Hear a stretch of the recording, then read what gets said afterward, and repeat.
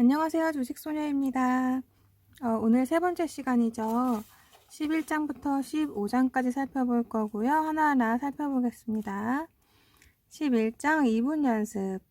다음 단계는 회사가 지속적인 번영과 성장을 가속화하기 위해 어떤 일을 하고 현 상황에 비추어 전망을 어떻게 기대할 수 있을지를 최대한 파악하는 작업이 필요하다. 이것이 바로 스토리 파악이다. 나는 주식을 매수하기 전에 이 주식에 흥미를 느끼는 이유, 이 회사가 성공하기 위해 필요한 요건, 장래에 예상되는 걸림돌 등에 대해 혼잣말하기를 좋아한다. 이 이분 독백은 소곤거려도 좋고 근처에 있는 동료에게 들릴 정도로 크게 떠들어도 좋다. 일단 주식의 스토리를 가족, 친구, 개에게 들려주고 어린아이도 이해할 만큼 쉬운 말로 설명할 수 있다면 상황을 적절하게 파악하고 있는 셈이다. 12장 사실을 확인하라. 과거와 달리 기업들은 이제 거의 모든 정보를 투자 설명서, 분기 보고서, 연례 보고서에 의무적으로 공개해야 한다. 연례 보고서에서 찾을 수 없는 정보는 주식 중개인에게 묻거나 회사에 전화하거나 회사를 직접 방문하거나 다른 경로를 통해 기초조사를 해보면 된다. 주식 중개인을 최대한 활용하라. 중개인들은 S&P 보고서, 투자 뉴스레터, 연례 보고서, 분기 보고서, 투자 설명서, 위임장, 밸류라인 인베스트먼트 서베이, 증권사 분석가의 보고서 등을 제공할 수 있다.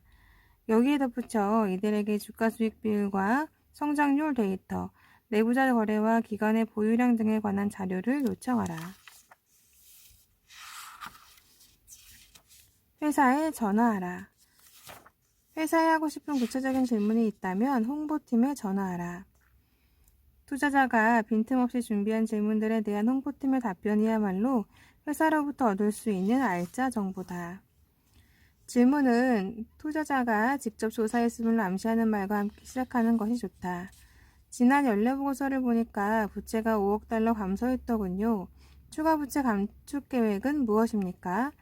이렇게 질문하면 부채 문제는 어떻게 하고 있나요? 라고 묻는 것보다 더 진지한 답변을 얻어낼 수 있다. 회사의 말을 믿어도 되는가? 대개의 경우 회사는 투자자에게 솔직하고 직설적으로 말한다. 어차피 진실은 바로 다음 분기 보고서에 드러나고 워싱턴의 정치가들처럼 진상을 숨겨도 얻을 것이 없기 때문이다. 따라서 회사 홍보팀에 연락해서 들은 말이라면 정확하다고 믿어도 좋다. 다만 이들이 사용하는 수식어는 천차만별이다. 예를 들어 섬유 업종을 보자. J.P. 스티븐스는 1899년에 설립되었고 웨스트포인트 페퍼렐은 1866년에 문을 열었다. 이들처럼 전쟁 6회, 호황 10회, 불황 15회, 경기 침체 30회를 두루 거치며 살아남은 회사들은 무슨 일이 일어나도 쉽게 흥분하는 법이 없다. 또한 어떤 역경이 닥쳐도 꿈쩍하지 않을 정도의 튼튼한 내성을 지녔다.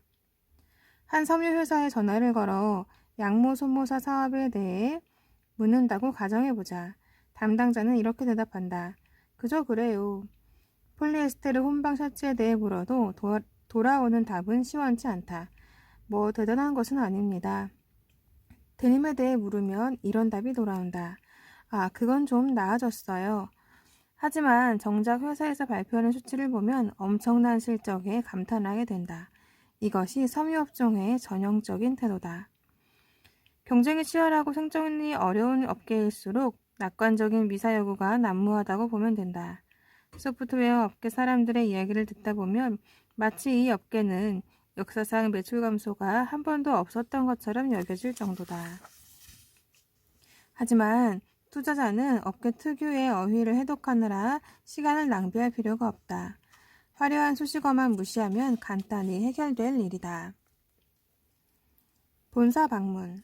본사를 방문할 때 내가 진정으로 기대하는 것은 회사의 분위기를 느끼는 것이다.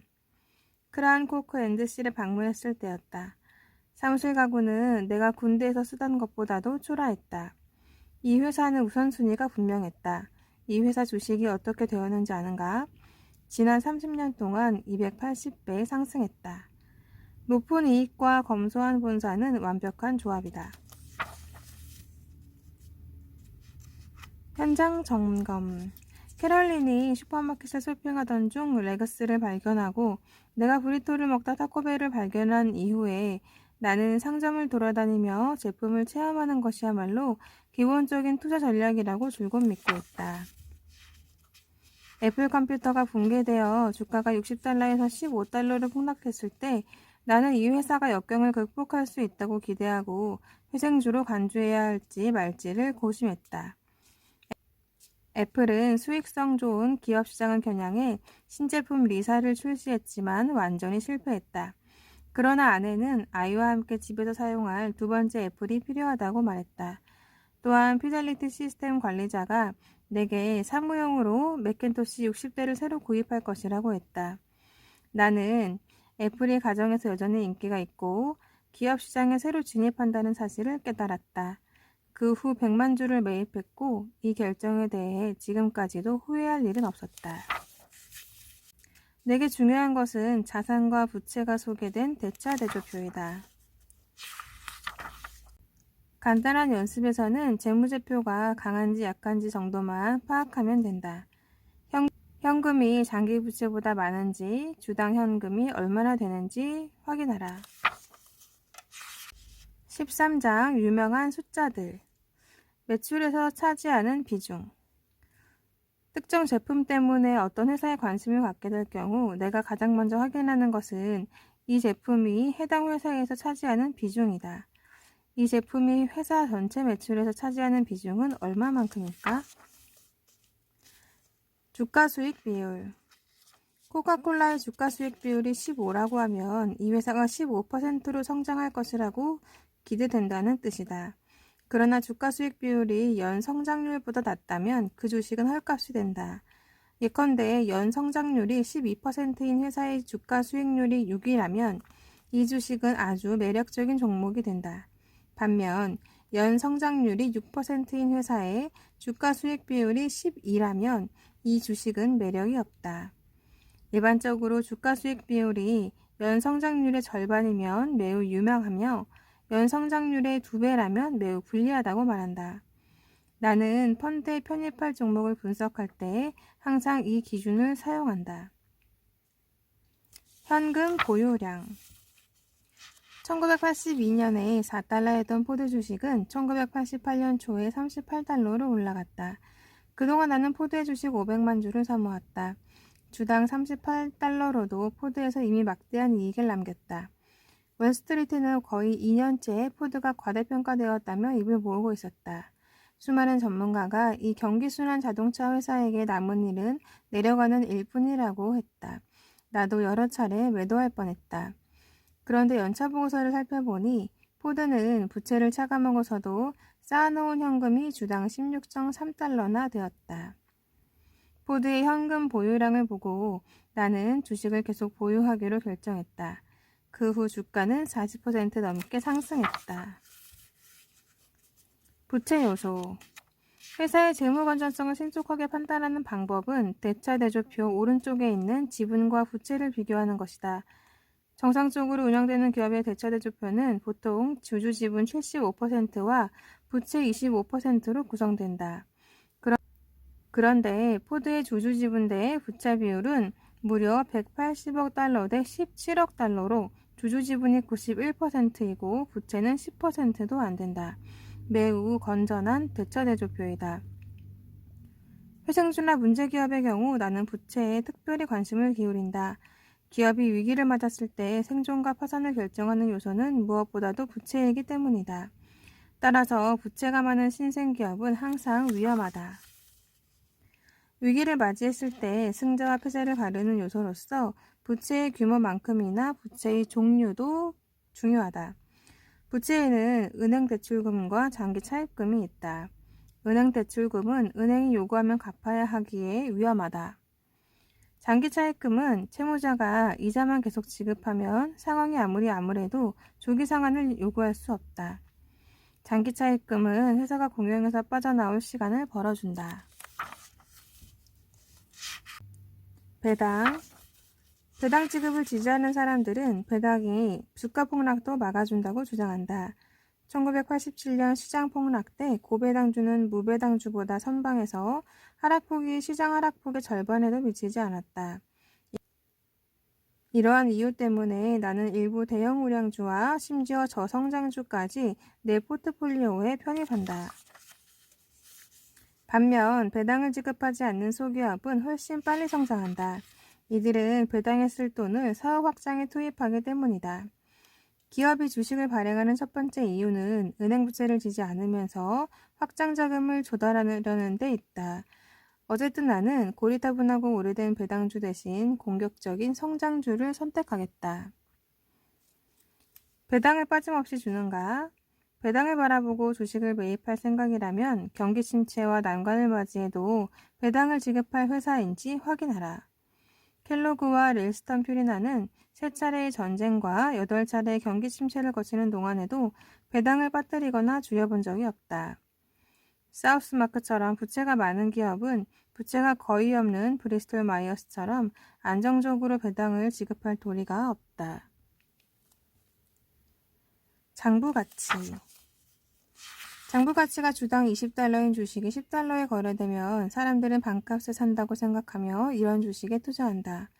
문제는 발표된 장부가치가 회사의 실제 가치와 거의 관계가 없다는 사실이다. 장부가치는 실제 가치보다 큰 폭으로 과장되거나 축소된 경우가 많다.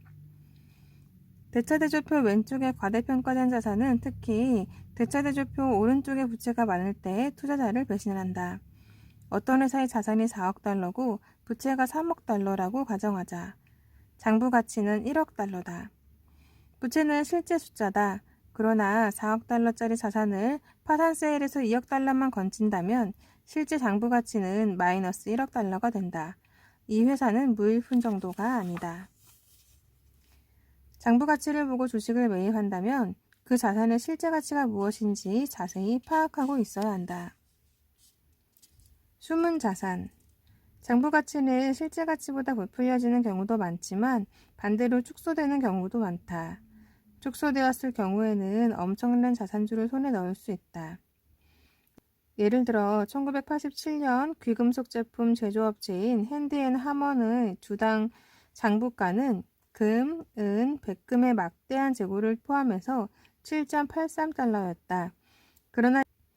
그러나 이러한 귀금속의 장부가는 핸디앤하먼의 취득가로 기록되었다.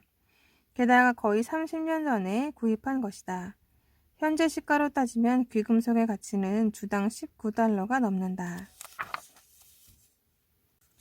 현금흐름. 현금흐름은 사업의 결과로 회사가 벌어들이는 돈의 규모를 말한다. 회사들은 모두 돈을 벌어들이지만 이를 위해서 지출하는 금액은 회사마다 다르다. 바로 이러한 결정적인 차이로 인해 필립 모리스는 놀라울 정도로 안정적인 회사가 되었다. 반면 철강회사는 매우 불안한 회사가 되었다. 재고. 연차보고서 중 이익에 관한 경영진 심의를 보면 재고에 관한 상세한 주석이 나온다. 나는 이러한 자료를 통해 회사의 재고가 얼마나 쌓이는지 항상 확인한다. 제조업체나 소매업체 모두에게 재고 증가는 대개 나쁜 신호다.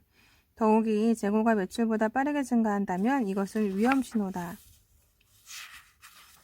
연금제도. 모든 회사가 연금제도를 운영해야 하는 것은 아니다. 그러나 일단 이러한 제도를 도입한 회사는 연방 법규를 준수해야 한다. 회사가 파산해서 정상적인 영업이 중단되어도 회사는 계속해서 연금제도를 지원해야 한다. 나는 회생주에 투자하기 전에 회사가 감당할 수 없는 과도한 연금 의무를 지고 있는 것은 아닌지 반드시 확인한다. 구체적으로 연금기금 자산이 확정된 급부 채무보다 많은지 확인한다. 성장률. 성장에서 가장 중요한 핵심은 바로 이익이다. 필립 모리스는 효율성을 개선한 담배 생산 기계를 갖추고 원가를 낮췄다. 담배 업계에서는 매년 담배 가격을 인상한다. 회사의 원가가 4% 증가하면 담배 가격을 6% 인상하게 되므로 이익률이 2% 올라가는 효과를 볼 수 있다. 이렇게 보면 숫자가 작아 보일 수 있다. 하지만 필립 모리스처럼 이익률이 이미 10%인 경우에 이익률이 2%포인트 더 상승하면 이 회사의 이익은 20% 증가하는 효과를 보게 된다. 고객을 잃지 않으면서도 매년 가격을 올릴 수 있는 회사를 발견했다면 이 회사는 기막힌 투자 대상이다.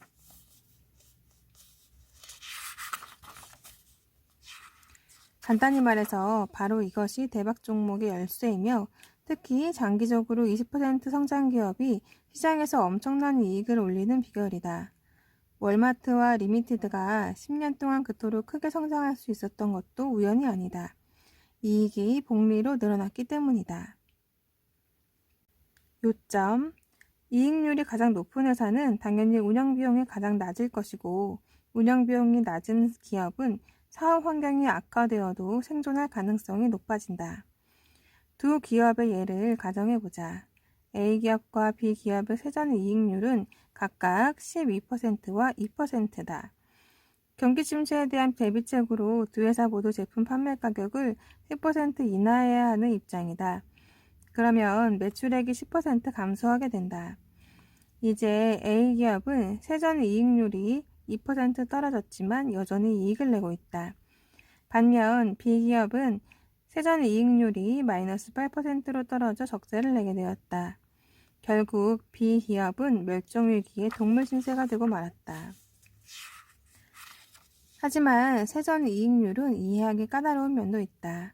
사업 환경이 개선되어 실적이 향상되면 세전 이익률이 가장 낮은 기업이 가장 큰 혜택을 보기 때문이다. 이러한 현상은 자동차, 화학, 제지, 항공, 철강, 전자, 비철금속 업종에서 계속 되풀이되고 있다. 따라서 우리는 시장이 좋을 때나 나쁠 때나 장기간 보유할 주식으로는 비교적 이익률이 높은 종목을, 그리고 성공적인 회생주 중에서는 비교적 이익률이 낮은 종목을 발굴해야 한다. 14장 스토리를 재확인하라.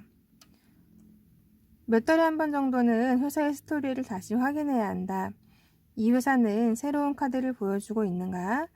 특히 고성장주인 회사라면 어떤 전략으로 성장을 지속할 것인지에 대해서도 계속해서 질문을 던져야 한다. 센서매틱이 도난방지 시스템을 매장마다 잇따라 설치하며 확장하는 동안 주가는 2달러에서 40달러로 치솟았다. 그러나 이 회사는 결국 한계에 도달했고 더 이상 새로운 매장을 열지 못했다. 성장 탄력을 유지할 방법을 찾지 못하자 1983년에 42.5달러까지 올랐던 이 회사의 주가는 1984년에 5.63달러까지 떨어졌다. 이처럼 회사의 성장이 한계에 다다른 단계가 되면 투자자는 이 회사가 어떤 새로운 계획을 갖고 있는지, 회사가 제시하는 계획이 현실적으로 성공할 가능성이 있는지 생각해 보아야 한다. 15장 최종 점검 목록. 주식 전반. 같은 업종의 비슷한 회사에 비해 이 회사의 주가 수익 비율은 높은가 아니면 낮은가? 기관 투자자의 보유 비중은 어떤가? 보유 비중이 낮을수록 좋다. 내부자들이 주식을 매입하고 있는가?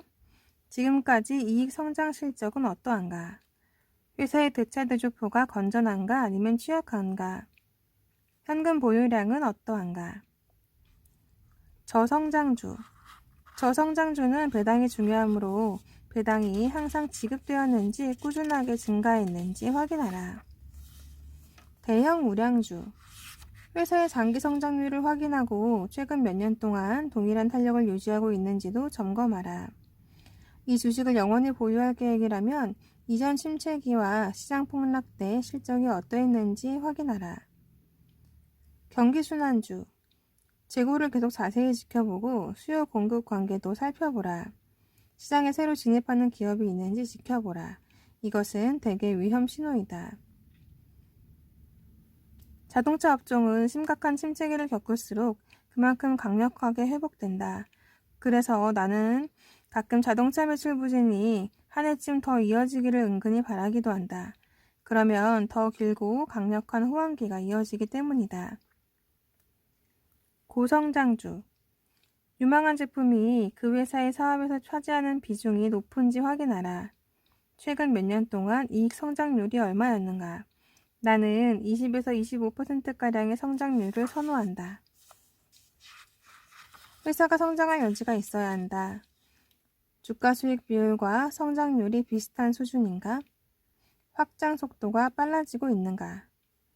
기관 투자자나 분석가가 이 회사의 주식을 보유한 경우가 아직 소수에 불과한가? 상승하는 고성장주가 이러한 특징을 갖고 있다면 투자자에게 큰 이점이다. 회생주. 채권자들이 자금을 회수해도 회사가 생존할 수 있는지가 가장 중요하다. 이 회사가 보유한 현금이 얼마인가? 부채는 얼마인가? 애플 컴퓨터는 위기를 맞이했을 때 현금이 2억 달러였고 부채가 없었다. 투자자들이 이 회사가 망하지 않는다고 믿었던 이유가 바로 이것이다. 이 사업이 회복되고 있는가? 원가가 절감되고 있는가? 그렇다면 효과는 어떤가? 크라이슬러는 공장을 폐쇄하여 원가를 극적으로 낮췄다.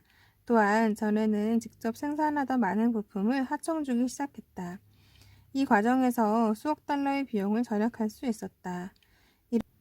이러한 전략으로 크라이슬러는 자동차 업계에서 최고 수준이었던 원가를 최저 수준으로 낮추는 데 성공했다.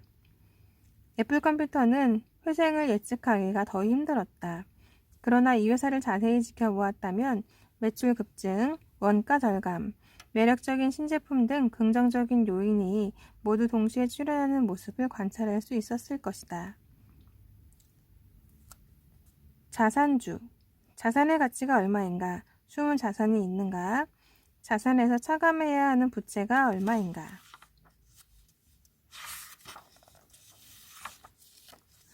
이렇게 해서 오늘 세 번째 시간 2부 15장까지 다 마쳤고요. 다음 시간에는 3부 16장부터 20장까지 진행해서 이 책을 모두 마무리할 예정입니다. 한 달에 한 번 올리는 수익률 또 다음 주 중에 올릴 건데요. 그때 또 영상으로 뵙고 또 다음 오늘도 같이 공부하시는 여러분 모두 수고 많으셨습니다. 그럼 다음 시간에 만날 때까지 모두 안녕.